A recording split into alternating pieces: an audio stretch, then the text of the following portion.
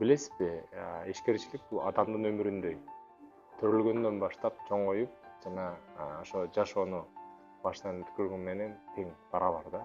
Бул ошого ишкерчилик дагы өзүн өсүп, өнүгүп, жетилип, анан чоңоюп, анан кайткан кездери бар. Англис тилдүү бир жакшы китеп бар, мындан бир 20 жыл мурун ошону окудум эле. Built to last деген сөз. Бул ошо дайыма баягы түбөлүктүү курулган дегенди түшүндүрөт. Ошондо 250дөн ашык дүйнөлүк корпорациялар изилденген. Ошолордун сыры эмнеде десе, ошо көрсө корпоративдик маданият экен. Ошо силерге азыркы кезде ишкерчиликтин кайсы этаптардан турат, кандай өсүүнүн шарттары менен өсөт, аны мен силерге кийинки чыгарма